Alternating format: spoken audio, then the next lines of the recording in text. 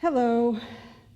I'm so happy to be with you here this morning and to share with you a reprisal of that wonderful song that Leah orchestrated back in July of last year.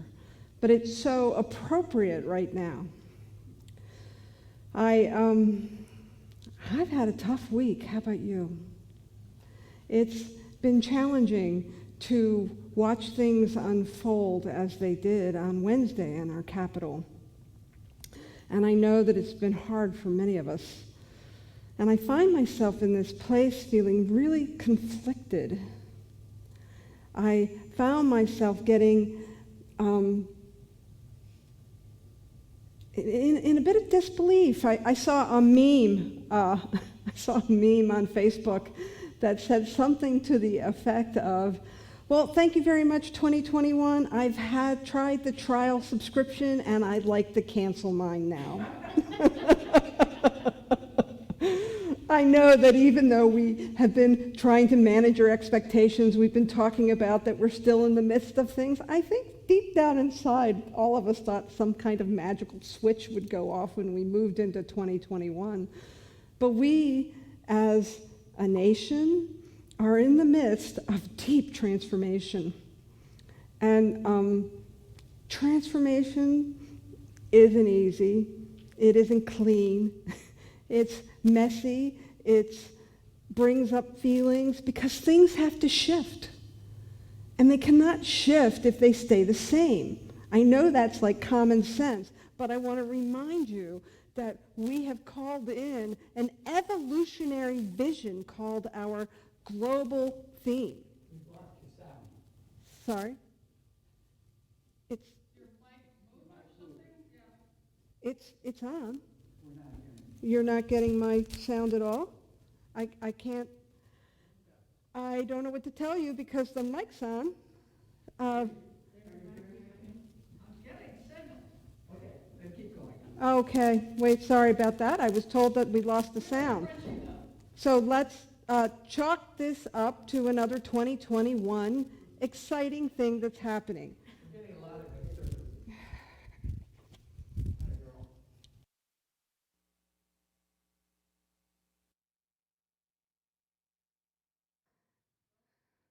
I want you to know how challenging it is for me to do a handheld because I talk with my hands. So here we go. For some reason, my wireless isn't working. Where was I? Let's see. Yes, we are. I think we all had high hopes of moving into 2021 to coming into this place of newness. But we are in the middle of transformation. We are in the middle of change. And change doesn't necessarily follow our idea of order and making everything pretty. There's no Martha Stewart involved in transformation. And so we really have to roll with it. And so as I've started to tell you, I was very conflicted by the happenings of last week. It was. I found myself completely absorbed in the news and watching what was happening in the Capitol and watching people who were so angry and attacking our Capitol. It was difficult. It was difficult for me, and I found that my conflict really came because I was so steeped in condition. We are a spiritual philosophy that completely understands the relationship between cause and effect. We understand that everything that's happening in the world of effect and condition first gets created at the level of cause. What do I always say? Everything's created twice, first in thought and then in form. And so while I was absolutely, like many of you, disgusted, frustrated, deeply concerned, had fear that rose up. I had all those emotions coming through me. And so I was conflicted because I had grounded myself in the condition. I'd grounded myself in the effect. I'd grounded myself in what I was seeing. And once we get blindsided like that, I don't know about you, but once I let myself drop into that place, I forget. I forget who I am. I forget what I believe. I forget my values. I'm just horrified at what I'm looking at. And so, yes, I have been conflicted. I have people I love who have diametrically different ideas about who needs to be in leadership in our country. I don't understand it. And it continues to cause and to feed that conflict. But what I know is that what we're experiencing out in the world, the conditions that we're seeing are not separate from us. It isn't them that caused it. There's no blame that we can put out in the world. Certainly there's people who need to be accountable for the actions that they take. That's cause and effect right there. But I can't separate myself from it. I can't distance myself from it and call myself good and call you bad. What I know is that what we're experiencing out in the world is this deep belief in separation. It's a deep belief in divisiveness. It's a deep belief in us against them. And this is not new. We have had a challenge with this lie of separation, for millennia. But we're in the middle of deep transformation, and that transformation comes forward for us as we begin to shed light on the untruth of our separation. And I promise you, it's not going to get much easier if you continue to hold the belief of separation. The beautiful song that we just heard was about waking up America. I don't know about you, but I feel like, that those days when you've had a really rough day and you go to sleep and you set the alarm because you have to get up in the morning, and I just keep hitting that snooze button. But damn, that alarm keeps going off. I think Wednesday was another alarm. We have to wake up. And we can't wake up if we are going to choose bitterness, if we're going to choose retaliation, if we're going to continue to step into this place of us against them. I was thinking about our government, and I want to tell you there's a lot of misbehaving, no matter Republican or Democrat. There's a lot of misbehaving that's happening out in our government right now. And I really believe that misbehavior is centered in a polarity that has gotten mixed up. That somehow, instead of understanding that government is this opportunity to be in deep service to one another, that somehow our politicians have begun a love affair with power. That it is the love of power that is being sought out right now, when we know, as spiritual livers, as individuals who live by spiritual principles, we know that it isn't the love of power, but it is the power of love that transforms and aligns life in a way that is restorative, that reveals wholeness. I myself continue to engage in conversations with people who don't see the world the same way I do, because I want to understand them, because I know that this too is God. And I've come to this realization that when I am trying to understand someone, then I'm in that right relationship. But when I find myself or catch myself, because it's more like what happens, I catch myself trying to change somebody else's mind, well, I'm just engaging in that dualistic reality that is but a shadow of our true unitive nature. Somehow I have forgotten that we are one again. It's like I need that rubber band on my wrist to continue to snap it to remind myself, oh wait, I am one with all life. One of the beauties of this year's theme, which is timeless wisdom and evolutionary vision, is that we're grounding ourselves in principle. We're grounding ourselves in these time-worn and absolute belief statements that will help us to stay centered and balanced, will help to remind us of what the truth is. And so we have 11 statements that Ernest Holmes made almost 90 years ago when the early auspices of, in the early days of publishing the Science of Mind magazine, somebody asked him, well, what is this religious science thing? What does Science of Mind really stand for? And so he made these 11 statements of what we believe. And you can find them on the Science of Mind magazine website. They used to be on our website, but we need to bring them back. We've had a lot of changes there given what's been going on the last year. And I want to just share a couple of them. We briefly touched on them last week, and I want to go a little deeper with them. I won't read all 11 of them, but I want to read a couple, and I want to add a little commentary. So the first statement that Holmes made was, we believe in God, the living Spirit Almighty, one indestructible and absolute and self-existent cause. This one manifests itself in and through all creation, but is not necessarily absorbed by its creation. The manifest universe is the body of God. It is the logical and necessary outcome of the infinite self-knowingness of God. So the creative process just creates. It creates over and over and over again, and it doesn't get absorbed or it doesn't get obsessed, it doesn't get attached to what it creates.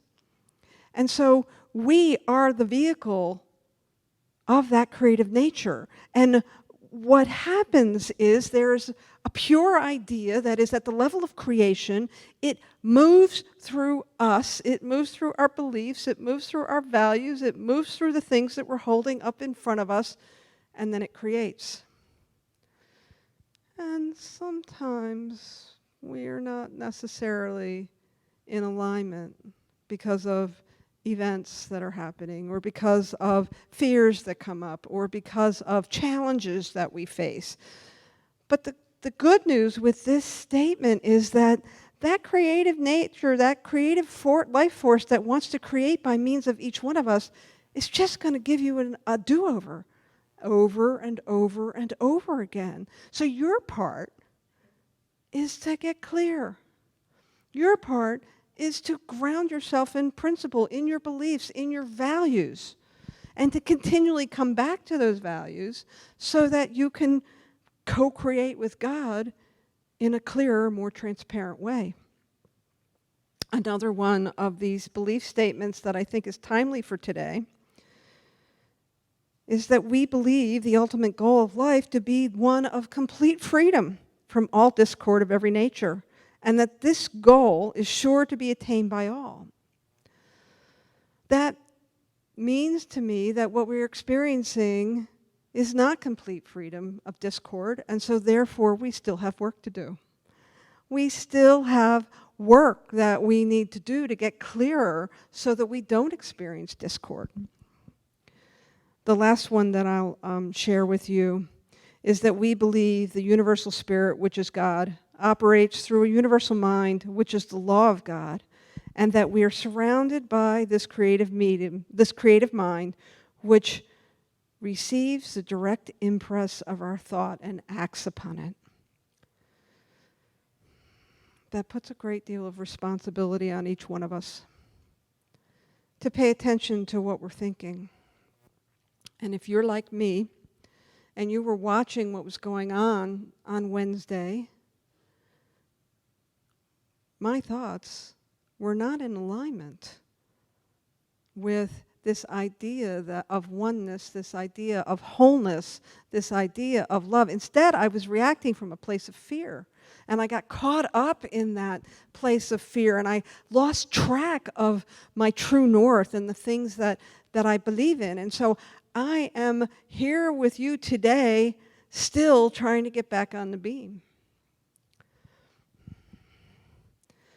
I am reminded as I look at what's going on in our country right now in the Great Divide, I'm reminded of what happened 25 or so years ago in South Africa, when apartheid was abolished, when a nation was divided against itself, and where they had a leader who knew that the answer to bringing that country back together again was not retaliation. Retaliation is the action of the ego. An eye for an eye makes everybody blind. And so, with the help of Desmond Tutu, Nelson Mandela created something called the Truth and Reconciliation Commission. And this commission came together in a court-like setting to speak truth to the injustices that had happened in South Africa, but also to seek some restorative justice, not just a retaliatory justice, but a restorative justice so that they could find greater unity in the country. They brought forth witnesses, people who were able to take the stand and talk about the deep injustices that happened to their family. I remember hearing a story about an elderly black woman who sat on the stand and talked about watching her husband and son be murdered and her husband be burned to death. And sitting in that very same room was the man who murdered her husband and her son. And so this act of restorative justice gave her voice to her injustice, and then she was asked what she wanted. And she made a few simple requests that were very powerful. The first one was to retrieve her husband's remains so that he could be buried appropriately. And the other one was quite stunning to everybody in the room, especially the individual who killed her husband. She said, I have no family now. And so I want this man to visit me once a month. I want this man to help me as I make my way. I am an old woman. This request overwhelmed the individual that had murdered her husband to such a degree that he passed out. He couldn't believe that that was what she wanted. He was expecting some kind of horrible punishment that she would have suggested, but no, she sought forgiveness. And not to make what he did okay, but to find some restorative way to keep on going, because we cannot undo what has been done. We can't, once something is said, once an action is taken, it can't be undone. However, we can come to some restorative place. We can come to that place where we can find out how to merge and marry accountability and forgiveness.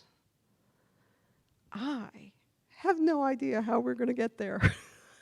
I have no idea how we're going to get there, but I think we can take a page from Desmond Tutu. I have a couple of his quotes that are very short and powerful. The first one he says is, "My humanity is bound up in yours, for we can only be human together." He goes on to say, "Do your little bit of good where you are. It's those little bits of good put together that overwhelm the world." And finally, the most potent statement, I think, that I found was that without forgiveness, there is no future. We have a lot of work to do as individuals, as community members, as Americans. We have a lot of restorative work to do. I'm going to encourage you to stay awake. I'm going to encourage you to look to those places where you might be responding with fear. And fear will dress itself up as indignation, as anger, as isolation. It has many costumes. But underneath those retaliatory expressions of those ways where we want to make it right, we want to make them understand, underneath that, somewhere we've chosen fear, we've chosen separateness. And it's only love that's going to bring us home to ourselves. It's only love that's going to bring us back to this restorative place of wholeness. I found a great, I found a great quote in a book called Ordinary Grace. In your dark night, I urge you to hold to your faith, to embrace hope, and to bear your love before you like a burning candle. For I promise that it will light your way. And whether you believe in miracles or not, I can guarantee that you will experience one. It may not be the miracle you've prayed for. God probably won't undo what's been done. But the miracle is this, that you will rise in the morning and be able to see again the startling beauty of the day. And I would add the startling beauty of humanity in the world. It is our faith that will lead us. It is those immutable qualities of God that will continue to guide us and bring us forward to a place that is higher in nature than what we're experiencing right now.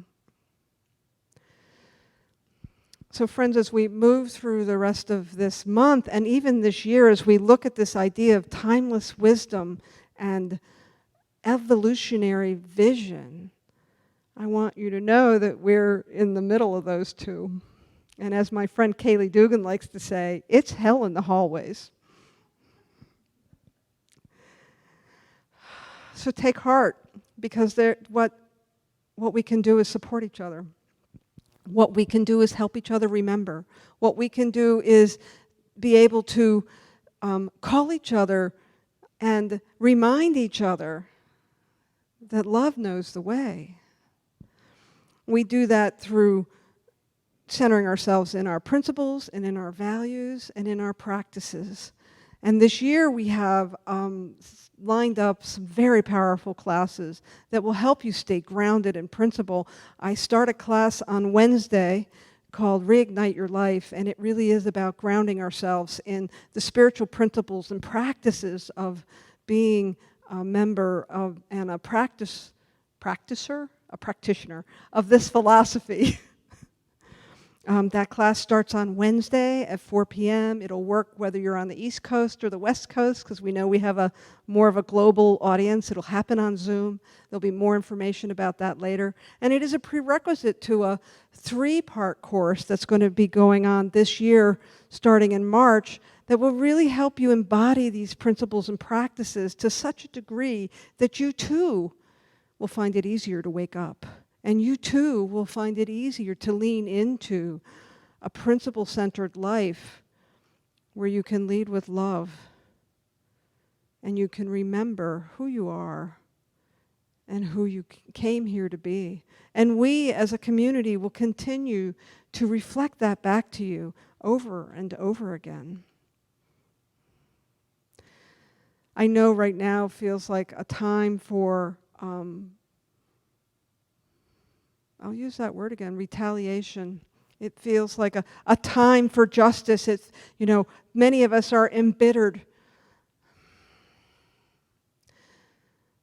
What I know about forgiveness is that when we step into it, that forgiveness is for us. And when we can't step into forgiveness, when we hold on to resentment, when we hold on to bitterness, when we hold on to needing retaliation, well, that's when the perpetrator, the abuser, the person who, or the institution that you are focused on continues to oppress and abuse you, and they don't even need to be in the same room. So this act of finding a greater truth and reconciliation is for you. It's for us. It's to remember who we are. Thank you for coming here this morning after a really difficult week. Thank you for listening to me. I know these words might be hard to hear if you're still in that place of feeling like something has got to give and people have to pay. There is a law of cause and effect, and it is always working with or without your anger, with or without your action. So let's pray, shall we? I invite you to lower your gaze and take a deep breath,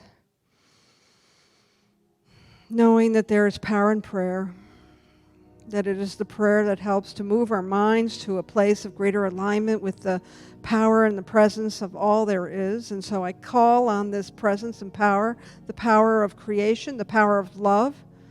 I know that as I lead with love, as I allow myself to be centered completely with love, that it is love that leads the way. And it is love that dissolves all things unlike it, so that I can truly be in a place of power and presence. And so I know for each one listening within the sound of my voice that there is a power and a presence that moves us forward, that locomotes us in a direction of greater unity and greater alignment. And I trust that this love, this power of love, has the power to transform the world, has the power of invoking an evolutionary vision of a world that works for everyone.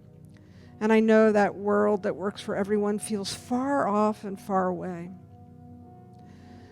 But the truth is, it's as close as your own mind and your own heart. As you embody this idea, as you continue to stay curious, as you continue to seek understanding, forgiveness, and accountability, all of those things have room in this global vision, in this powerful idea of a oneness among all life that is forever bringing itself together as our world, as our country, as our community, and as you. I give great thanks for the willingness to simply surrender and to allow and to let go and to lean into love in this moment, in this time, in our history. I know that each one is guided, guarded, and protected as we take each step forward to greater wholeness. I simply let this go, and we anchor this in unity by saying together, and so it is.